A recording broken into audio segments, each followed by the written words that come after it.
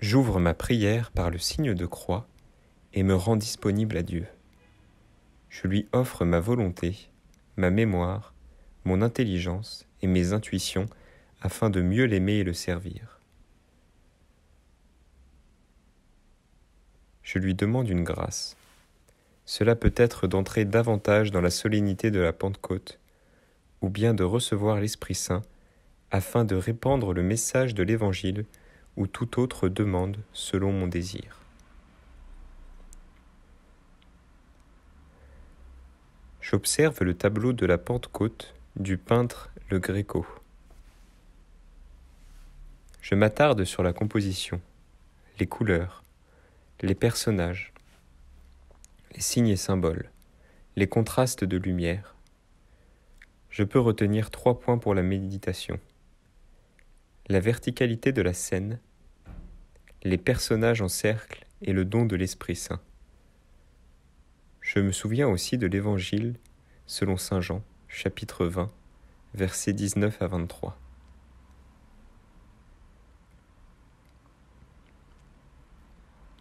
La verticalité de la scène.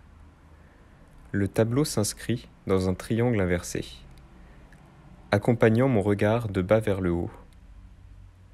Je me trouve au pied d'un escalier, menant vers la chambre haute du Cénacle de Jérusalem, dans un espace sombre, aux portes verrouillées par la peur des Juifs après l'Ascension. Je suis aussi, à certains moments, enfermé dans des contradictions, des regrets ou pardons refusés, et je t'espère, Seigneur. L'évangéliste précise que c'est le premier jour de la semaine pour unir la Pentecôte au mystère pascal. J'entends Jésus venir et dire « La paix soit avec vous ». Je rends grâce pour cette paix accordée, celle du pardon et de la joie pascale, de la plénitude, la vie avec Dieu. Oui, que la paix soit en moi, soit en nous.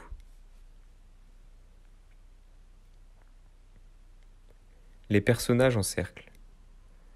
Les corps allongés, simplifiés à l'extrême, serrés, vêtus de façon vive, renforcent l'intensité de la scène. Je reconnais les apôtres. Sur leur visage, je peux voir la surprise, la frayeur, la peur peut-être. Jésus leur redit « La paix soit avec vous. De même, mon Père m'a envoyé, moi aussi je vous envoie. » Je remarque aussi la présence de Marie qui est en train de remercier pour le don reçu, les mains jointes. 2 femmes l'accompagnent, probablement celles qui avaient suivi Jésus depuis la Galilée. Cette invitation à communiquer la joie et la paix de Dieu au monde entier bouscule leur façon de croire. Craindre Dieu, c'est d'abord l'aimer et le reconnaître présent au milieu de nous. Le peintre a d'ailleurs laissé un vide pour exprimer cela entre Marie et les 2 apôtres du bas du tableau. Jésus est présent et nous attendons son retour. Je voudrais rendre grâce pour cette présence de Jésus au milieu de nous. Ai-je assez de foi pour le reconnaître à l'œuvre aujourd'hui et oser en parler de façon joyeuse ? Donne-moi, Seigneur, ton esprit.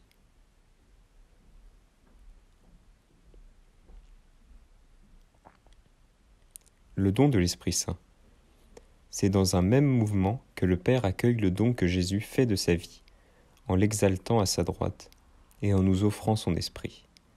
Esprit de force et de conseil, de sagesse et d'intelligence, de connaissance, de piété et de crainte. Le peintre l'a représenté sous la forme de langue violette, langue du feu divin sur chacun et par la colombe dont la lumière irradie et unifie la scène. Il est la révélation de Dieu lui-même. En 381 après Jésus-Christ, le concile de Constantinople exprime la foi de l'Église.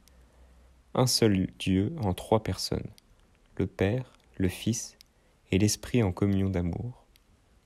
Je désire, Seigneur, entrer dans ce mystère.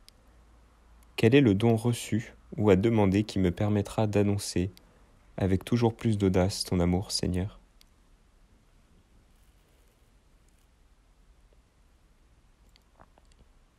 Je prends le temps de méditer ces points. ou l'un d'entre eux qui me parle davantage. Puis, je parle à Dieu comme à un ami parle un ami. Je peux aussi prendre quelques notes pour suivre mon chemin spirituel et progresser. Je termine ma prière par un Notre Père ou un Je vous salue Marie et par un signe de croix.